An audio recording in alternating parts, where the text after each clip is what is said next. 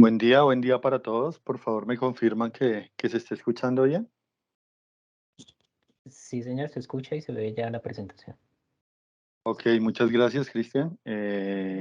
Bueno, vamos a iniciar con esta charla del día de hoy. En este momento, pues, la charla del día de hoy es el diagnóstico de los eléctricos. Eh, bueno, inicialmente me presento. Mi nombre es William Ricardo Ortiz. Soy analista CDM eléctrico en Transequipos, el departamento técnico, y hago parte de la línea de confiabilidad. Bueno, para el día de hoy nuestra agenda pues son los modos de fallo de los motores eléctricos, las zonas de falla de estos motores. Vamos a hablar un poco sobre pruebas estáticas y pruebas dinámicas para estos motores.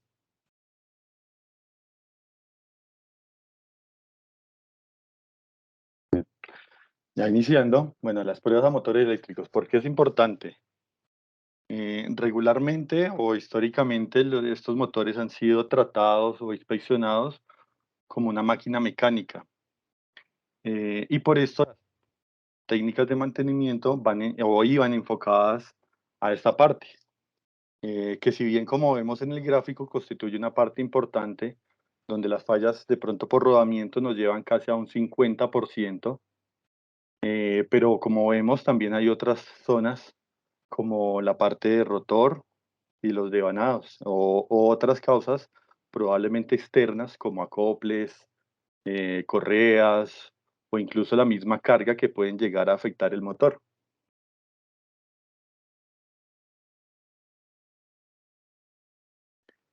Un estudio de la EPRI nos brinda esta tabla donde nos dice que algunas zonas de falla, como cojinetes y venados, nos habla de sobrecalentamiento, de la ruptura de los aislamientos, la ruptura mecánica y como tal una falla eléctrica.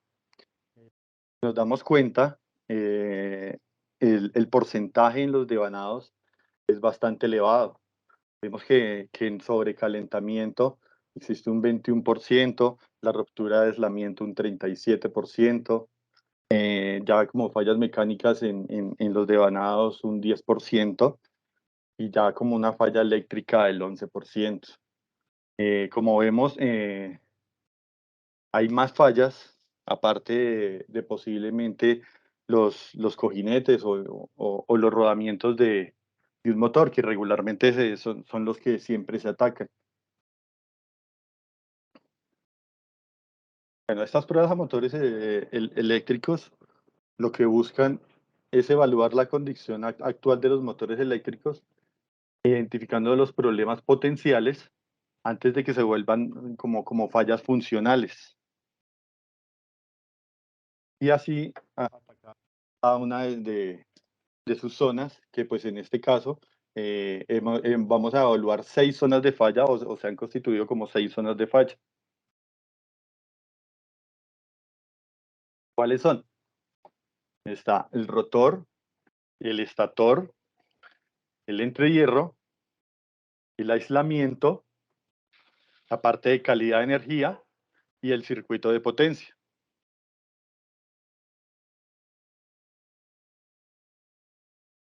¿Cómo las evaluamos?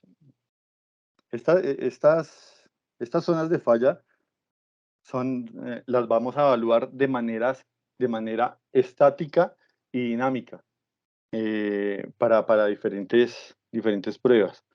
Las pruebas estáticas se realizan con el motor detenido, desenergizado y desconectado. Eh, en esta en esta parte de prueba estática vamos a realizar la prueba estándar, el índice de polarización, influencia de rotor y tensión a pasos. Ya vamos a hablar cada una de estas.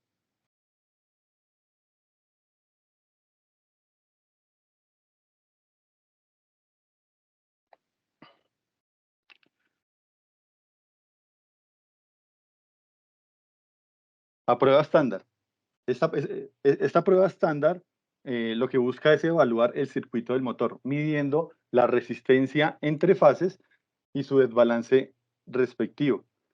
Nos permite diagnosticar un diagnóstico inicial del estado del rotor para así caracterizarlo, del rotor, del estator y del entrehierro, midiendo la resistencia fase-fase, nuestro desbalance resistivo, la inductancia fase-fase, igualmente el desbalance. Vamos a realizar medidas de resistencia a tierra y capacitancia a tierra. Esta resistencia a tierra nos evalúa la condición del aislamiento entre los conductores de cada fase, de cada devanado a tierra. Esta parte la realizamos aplicando una tensión directa entre los conductores, bueno, entre cada bobina, pues, y midiendo la corriente de fuga a través del sistema de aislamiento. Esta medida de corriente y tensión nos proporciona un resultado de resistencia, pues aplicando la ley de Ohm, y así vamos a saber el nivel de aislamiento que posee nuestro motor de resistencia. La capacitancia a tierra, este parámetro nos indica el nivel de el nivel de contaminación que puede estar presente en los devanados del motor, como puede ser de pronto humedad, polvo, grasa de pronto que se pueda alojar dentro de estos devanados en la carcasa del estator. Y sabemos que esta contaminación nos puede ir degradando el aislamiento, nos quita la capacidad de disipar temperatura y nos puede afectar nuestro aislamiento.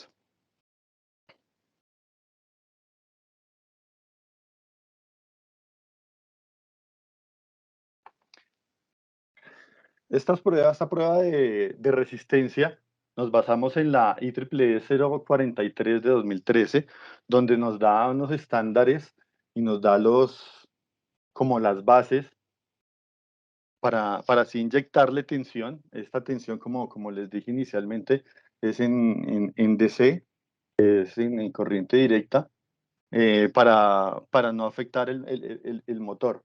La IEEE nos da unos estándares de acuerdo al voltaje nominal de placa y asimismo le inyectamos una tensión sugerida por la IEEE. Asimismo, en esta tabla número 4 nos indica los valores mínimos de aislamiento de esta resistencia con que debemos encontrar. Hay valores muy bajos que muchas veces la mejor recomendación es a veces reemplazar el motor o sacarlo a taller para algún tipo de lavado, barnizado, en horno.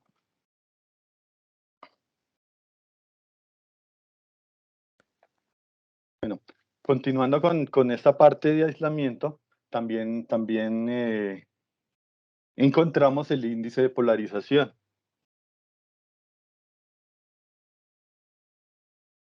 El índice de polarización es la relación de la resistencia de aislamiento medida a 10 minutos sobre un minuto, después de aplicada esta tensión, esa tensión directa a través del sistema de aislamiento.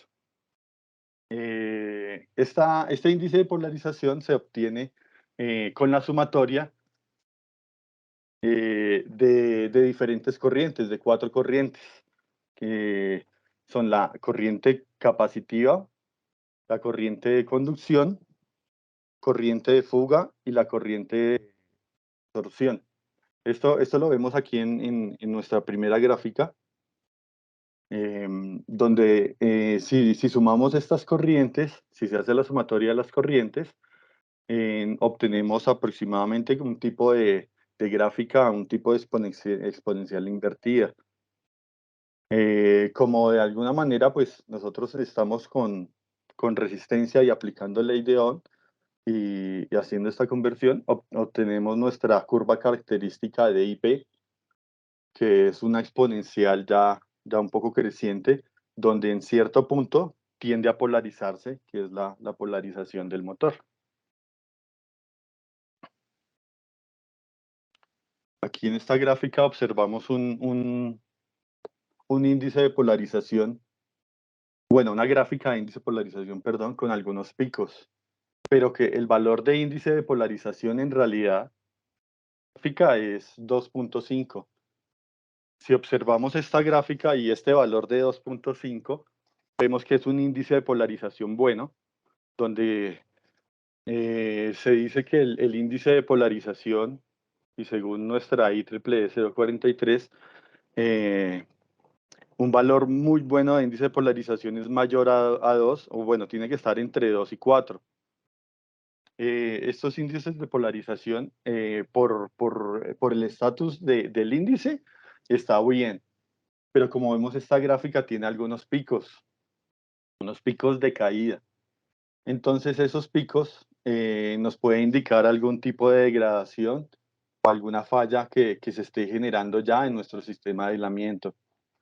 Esta gráfica se las presento como para tener siempre presente no solamente el nivel de índice de polarización o este valor de índice de polarización, sino la forma de la gráfica. Hay gráficas que inician muy bajo, van totalmente rugosas durante los 10 minutos y terminan en un valor alto.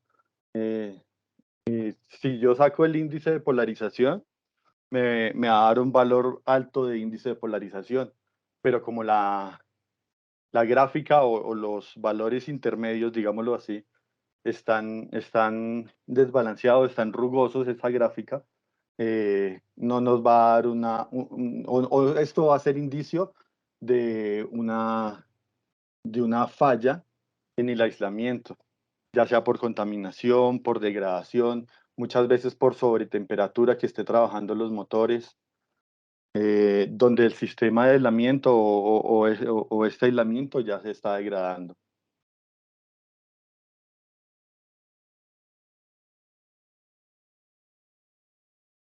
Otra de las pruebas realizadas por el equipo es la influencia de rotor o llamada prueba RIC.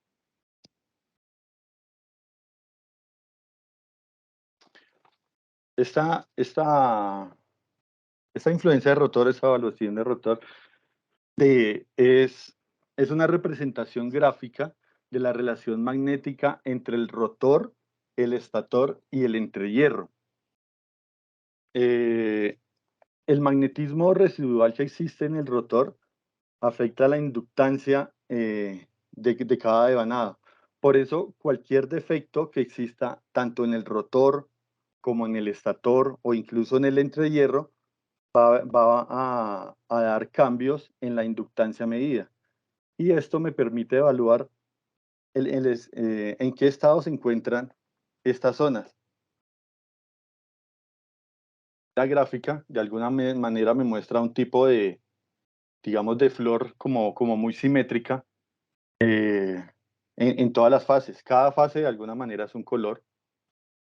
Entonces, si vemos en esta gráfica, tanto en magnitud como en forma, está muy simétrico, lo que me indica una influencia de rotor muy buena. Mientras que en nuestra gráfica de costado derecho, observamos totalmente lo contrario. No vemos simetría en ningún lado, las magnitudes están totalmente diferentes. En eh, este caso es un motor que tiene corto entre espiras de una misma fase.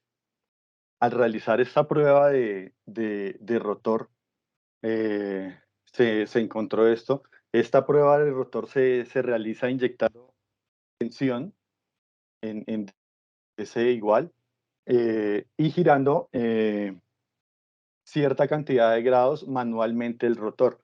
Bueno, esta parte, esta prueba es importante, la prueba RIG es importante que el motor esté desacoplado o que tenga giro libre y manual para uno poder ir girando los grados, digamos 10 grados o 5 grados dependiendo, e ir midiendo en cada punto.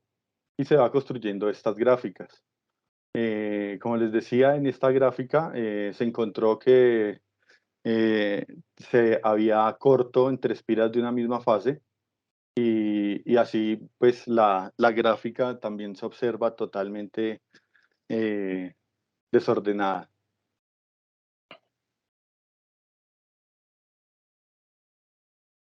Aquí vemos otra representación de esta influencia de rotor. De alguna manera son las mismas gráficas. Esta ya está sobre un plano. En la primera gráfica del lado izquierdo observamos una gráfica con picos prominentes y elevados. Esto nos indica o son muestras de un rotor dañado. Y al lado derecho vemos una gráfica con un motor con problemas de alineación. Si vemos la gráfica, no está totalmente, las magnitudes de las ondas no están totalmente alineadas. Entonces ahí vemos problemas de alineación en ese motor.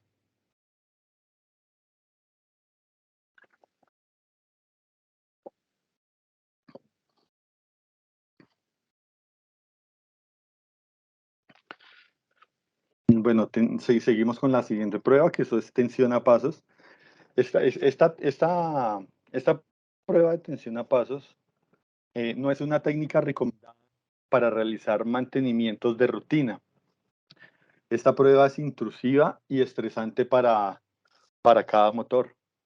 Y por esto mismo es recomendada o solamente recomendada para motores nuevos o para motores que vengan de mantenimiento en taller.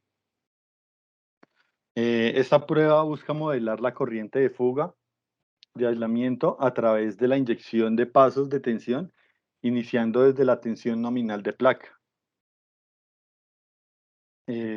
Como vemos en las gráficas, esta es una prueba que se realizó donde nuestra corriente de fuga es, de alguna manera, va incrementando por pasos y es de alguna manera simétrica. ¿Qué se busca dado caso o cuando hay una falla en esta tensión a pasos? Cuando la corriente de fuga tiene un cambio brusco o un incremento brusco y se nos dispara esta corriente. Ahí hay una falla inminente y de alguna manera es riesgosa para nuestro equipo. Para realizar nuestra tensión a pasos, la tensión máxima aplicada según la IEEE estándar 95 nos da esta fórmula que es dos veces la tensión nominal de placa más 1000 nos da aproximadamente, digamos, en un motor de 480 nos da alrededor de 1800, 1900 voltios. Y la recomendación de PDMA, que es el fabricante de nuestro equipo MS Max, eh, nos da esta otra fórmula. Aproximadamente es el mismo valor, varía un poco. De 480 daría igual alrededor de los 2000 voltios de voltaje de prueba máximo cuando se realiza esta prueba de tensión a pasos.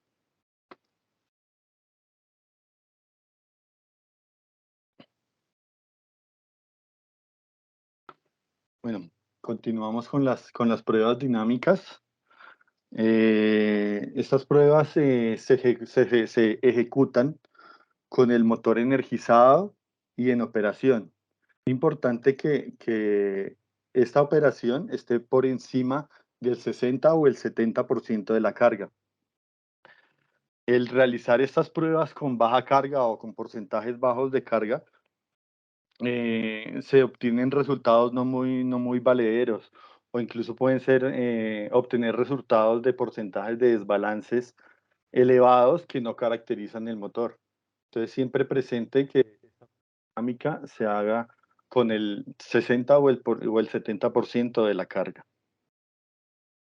Bueno, las pruebas realizadas son la prueba de potencia, evaluación del rotor, la prueba de excentricidad y prueba de arranque.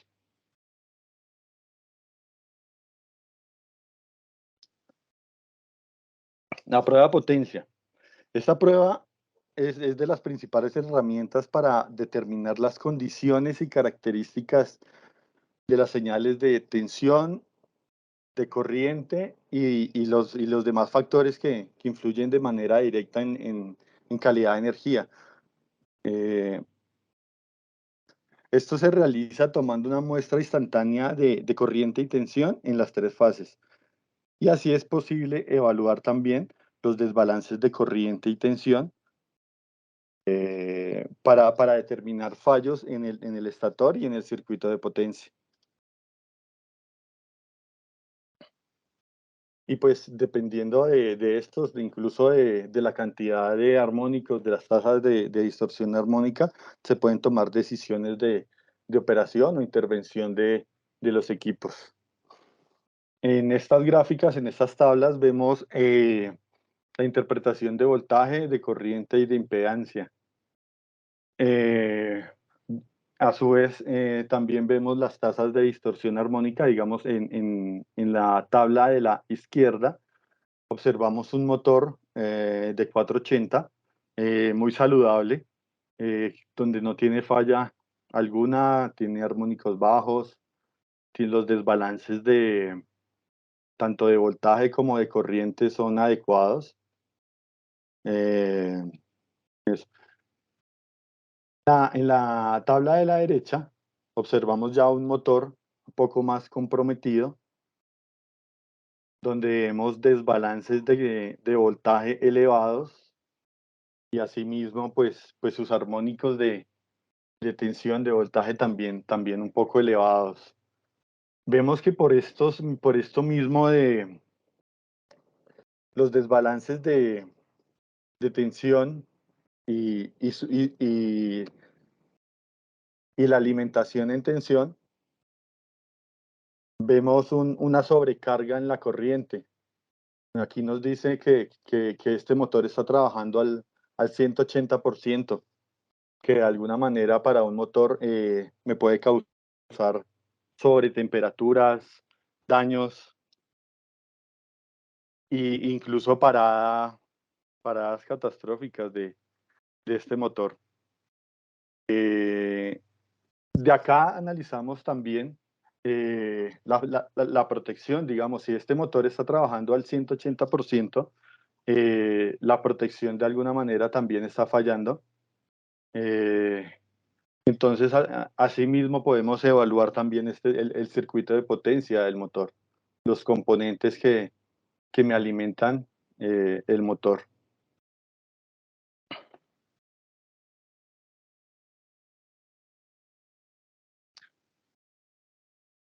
Otra de las pruebas dinámicas es la evaluación de rotor.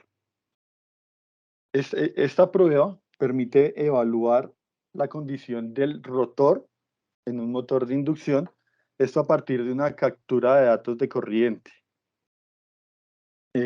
Una vez capturados los datos, el software del equipo nos provee un espectro de frecuencia para el análisis, en donde analizamos de las bandas laterales, de la frecuencia de pase de polos a ambos lados de la frecuencia de línea, de la frecuencia fundamental. Como vemos en la gráfica superior, no hay picos elevados. Observamos un pico grande, que es nuestra frecuencia fundamental, en este caso 60 Hz, y no observamos mayores picos que puedan, que estén, digamos, elevados o incluso nos superen nuestras alarmas, que estas alarmas de alguna manera nos indican si existen barras agrietadas, barras rotas, que estén no, que haya mala conexión con el anillo colector de estas barras o que incluso ya estén totalmente agrietadas y barras. En la gráfica inferior, en la gráfica inferior se observa ya más picos elevados, otro tipo de motor, picos más elevados, donde observamos picos que sí nos superan estas alarmas. Este motor ya pues eh, es para intervención, el rotor está para intervención, para revisarle las barras. Si dado caso este motor no sale de operación, va a producir calentamiento hasta que de alguna manera él tenga una parada intempestiva.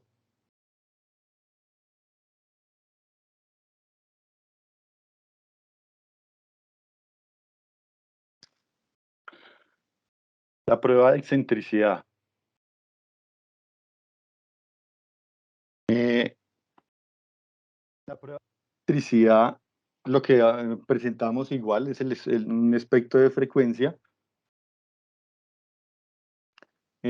donde vamos a revisar eh, picos elevados con un patrón especial, con un patrón definido, que es cuatro picos separados, bueno, cuatro picos que nos superen la alarma, que nos superen el doble de la frecuencia. En este caso, como hablábamos, pues nuestra frecuencia fundamental es de 60 Hz, entonces que nos superen dos veces esta frecuencia. Al encontrar estos cuatro picos, nos damos cuenta de que se presenta excentricidad y esto puede ser dado por diferentes motivos. Puede ser incluso fallas de fabricación o ensamble en el motor, ser accionamientos acoplados ya al eje del motor, pueden ser las correas de pronto con mucha tensión, muy apretadas, pueden ser las poleas o incluso las cargas mecánicamente desbalanceadas nos pueden causar esta excentricidad.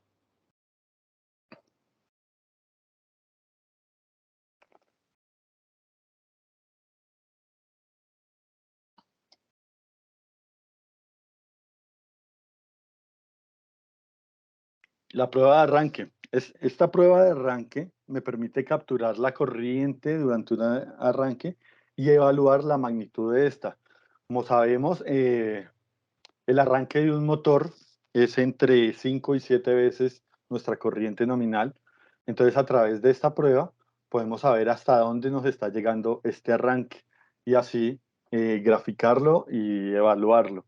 En pruebas también podemos ver algún tipo de falla que no esté arrancando bien o que alguna de las fases esté desequilibrada.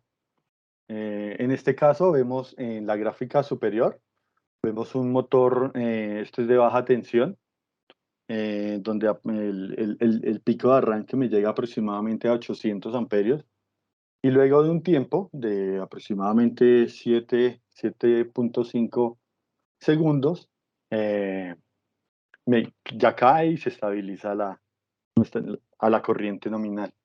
En la gráfica inferior es un motor de media tensión, donde de alguna manera vemos otro tipo de arranque y también vemos como al final, ya con un tiempo más largo, se nos empieza a estabilizar.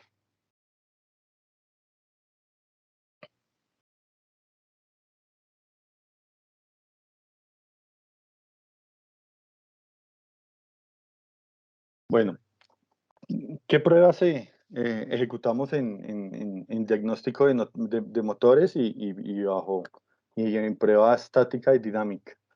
Entonces, la calidad de energía, pues esta la analizamos únicamente con prueba dinámica. El aislamiento lo analizamos con prueba estática, hacemos prueba estándar, índice de polarización y tensión a pasos, pues en los casos exceptuales que dijimos anteriormente, como motores nuevos o motores que han salido de reparación en un taller. El circuito de potencia se realiza en prueba estática y en prueba dinámica. La parte de estator, la zona de falla del estator, se realiza en prueba estática, se realiza la prueba estándar, la prueba de influencia de rotor, la prueba RIC, y en prueba dinámica, con la prueba de potencia, evaluamos el estator. El rotor lo evaluamos en prueba estática, con la prueba estándar y con la influencia de rotor. En prueba dinámica lo evaluamos con la demodulación, la evaluación de rotor y la prueba de arranque. El entrehierro lo evaluamos en la prueba, con prueba estática, en la prueba estándar e influencia de rotor.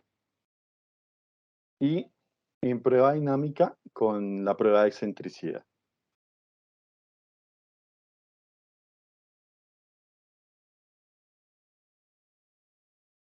Como resultado de estas pruebas y después de, digamos, si se evalúa completamente un motor, me refiero tanto dinámicamente como estáticamente, se arroja un cuadro donde vemos las 6 zonas de falla, los parámetros pues evaluados, vemos de pronto la fecha de la prueba y la condición en que está cada una de estas zonas, ya sea en normal, en precaución o incluso dependiendo el motor y el estado del motor, muchas veces en severo o algunas veces en severo.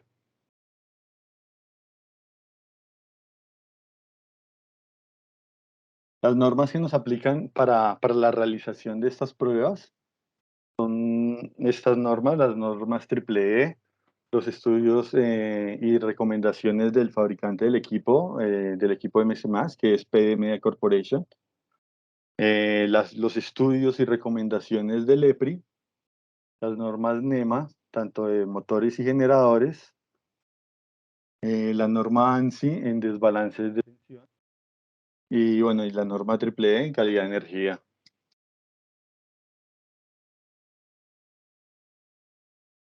El equipo, como les decía, es el MC Max de PDMA Corporation. Este equipo está potenciado con el software NMC Gold, que maneja toda la base de datos de motores y nos da todas las bases para realizar los cálculos y evaluaciones de cada uno de los motores e incluso de los generadores.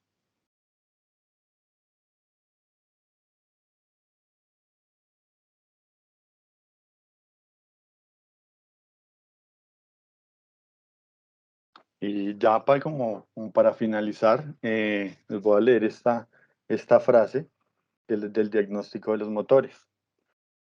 Siendo los motores eléctricos el principal sistema de accionamiento en los procesos industriales y en la industria en general, la capacidad de diagnosticar, predecir sus problemas y gestionar su vida útil como activo productivo y eficientemente operativo se presenta como una necesidad inaplazable para garantizar su disponibilidad y a su vez la continuidad de la producción.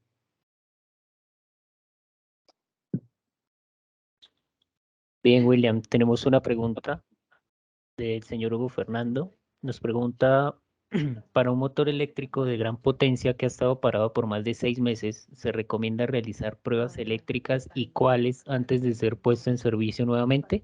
¿Esas recomendaciones o lineamientos se encuentran en alguna norma, estándar, guía o alguna práctica recomendada? Sí, señor. Sí, claro.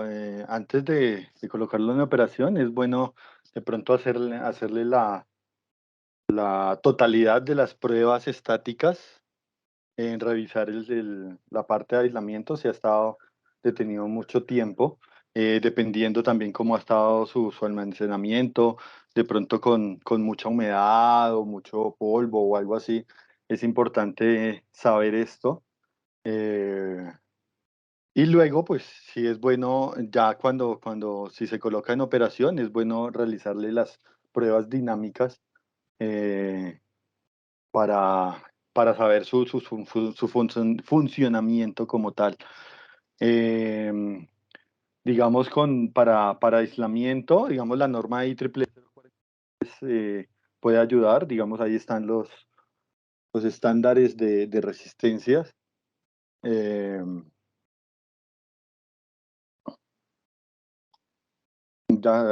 Esto es como eso. Importante realizarle antes de operación todas las pruebas estáticas.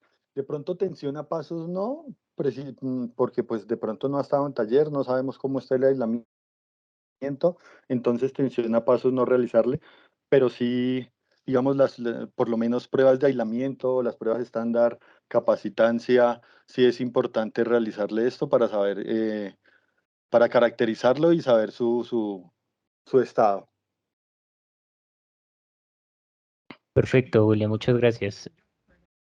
De acuerdo a las pruebas y su experiencia, ¿cuántas veces se recomienda que se rebobine un motor como guía general? Eh, digamos, realizar el rebobine de un motor así como por rutina no es muy recomendado. Si ya el motor empieza a presentar como problemas en el aislamiento, si encontramos por alguna prueba, encontramos algún corto entre espiras de una misma fase, que el motor ya nos está empezando a presentar fallas, de pronto por sobrecarga, por temperatura, y ya lo sacamos a mantenimiento, se realiza la rebobinada, pero digamos ya es cuando pase algo allá que ya se estén empezando como a desarrollar fallas, pero como rutina eh, irlo rebobinando no es recomendado. ¿La excentricidad también la realizo con un analizador de vibraciones o eso es en un laboratorio? No, señor. La excentricidad, digamos en este caso, nosotros la realizamos con el equipo MS Max y la realizamos pues en campo. Con el analizador de vibraciones podemos revisar de pronto el estado de los rodamientos, alineación, que pueden ser alguna de estas causas de la excentricidad. Ese análisis de vibraciones sería como una técnica complementaria a, a nuestro, a nuestro estudio, a nuestro diagnóstico de motores por pruebas dinámicas y estáticas. Entre las dos se complementan, tanto vibraciones como pruebas dinámicas y estáticas. Bien, muchas gracias. Vamos a leer algunas otras preguntas. Si nos queda de pronto alguna por contestar, vía correo electrónico lo realizaremos. Siguiente pregunta del señor Carlos. Para un motor de 6.9 kV, la prueba de pasos de tensión, ¿a qué voltaje se realizaría? Digamos, la prueba de pasos se inicia en el voltaje de placa, en el voltaje nominal se inicia y se van subiendo los pasos. eh, Pueden ser no sé, puede ser de 500 voltios cada paso aproximadamente. Y según estas fórmulas que les presenté, digamos, serían dos veces la tensión nominal más 1000 voltios. Esa sería nuestra tensión máxima que le aplicaría.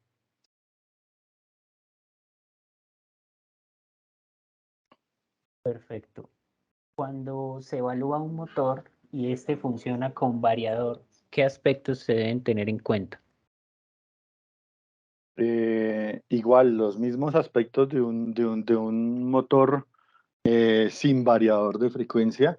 En este caso, digamos, cuando se realiza la prueba dinámica, hay que tener en cuenta precisamente la alimentación del variador. La alimentación del variador es muy diferente a si fuera un motor con arrancador suave o incluso si no lo tuviera, con arranque directo.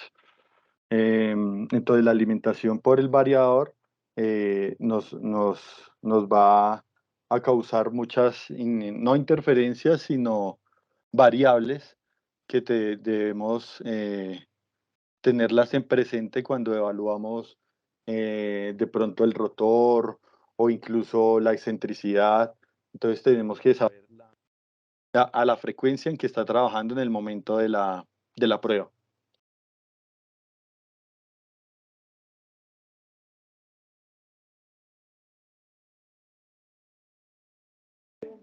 Listo, vamos con una última pregunta por tiempo y si nos quedan pendientes las respondemos vía correo electrónico, ¿vale?